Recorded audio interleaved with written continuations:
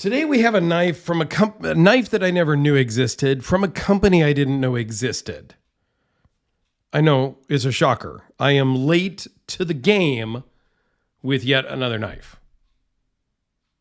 But that's okay because I'm not trying to be first with every video I do because that's just not how I am. It's fine. So this is from Bridgeport Knife Company. Here's their information. If you want to reach out or look, I will put a link to the website down below. Here is a QR code. I didn't do the QR code, so I don't know where it goes. I'm guessing it just goes to the website. But Guri sent this in. This is the $395 special anodized version 1 liner lock. You know, it's a cool knife. If it was slightly bigger, I would love it. But since it's kind of on the small side for me with a 3-inch blade, it's not as small as the last one because I can actually I don't feel like I'm going to drop this or it fall out of my hands and things like that. I have a much better grip on this and it feels better, but it's still small. Now maybe, and this is a question to you guys, are you into small 3-inch knives or are you carrying bigger, like 4-inch bladed size knives? Be honest. Does size matter? I don't know. Okay, yeah, I just had to go there. I am used to carrying a bigger knife. I don't have giant hands, but they're bigger hands, I've been told. So the smaller knives just don't really work well in my hand.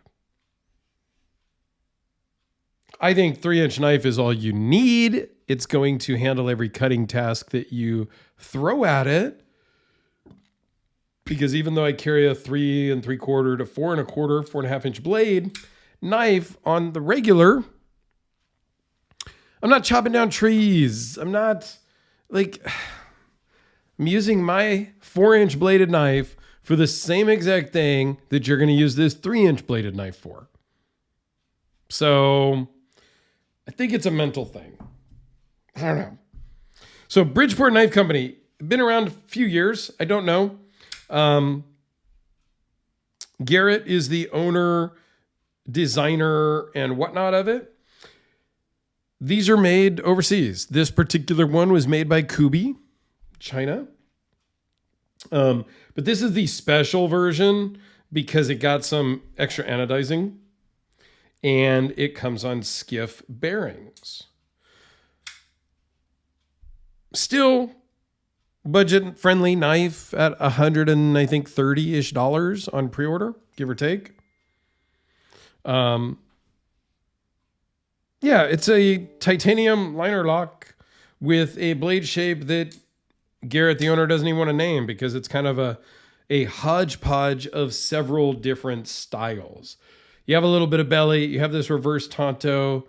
You have a nice angle between the handle and the blade.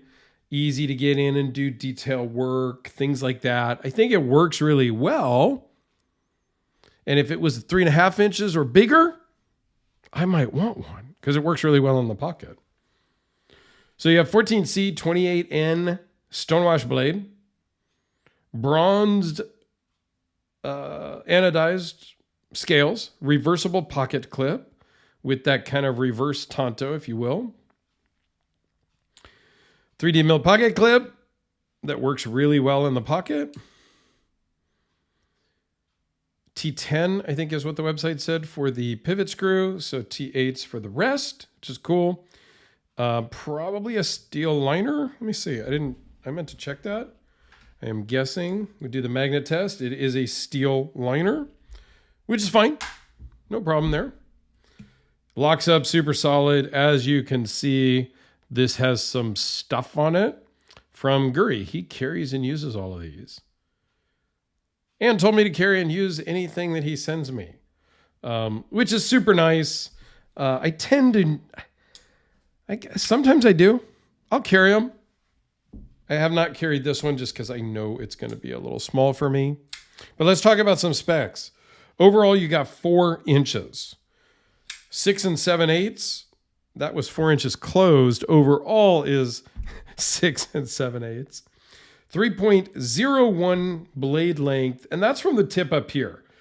It might be a longer blade if you measured from the tip down here. I mean, it would be, but I measure from the farthest most point forward of the scales. Okay? That's how I do it. You can measure however you want on your YouTube channel. All right? You get 2.84 inch cutting edge, 0.012 behind the edge, so it is rather thin and slicey. The blade stock is pretty thin at 0.106. So this is going to be a good slicer and dicer. Weighs in at 3.7 ounces. And as I said, skiff bearings that run very well. It does do the reverse flick if you're into that sort of thing. No, thank you. So this is the first offering that they ever made from Bridgeport Knife Co. They have 3 or 4 different ones now. Like I said, I'll put a link to the website down below. Go check them out. I don't know if they're still doing, but they initially were doing pre-orders, which a lot of small companies and stuff are doing, and I don't have a problem with that because they want to get your money so that they can then order it from Kubi and get a bulk shipment. I understand. It's an inventory control thing. That way, they are not floating all of the inventory and buying 1,000 knives hoping that they sell. Or 200 or 400, however you want to do it, right? So by doing pre-orders, it gives you the ability to pre-order 200 or 400, buy 400 because you already have the money. When they come in, then you ship.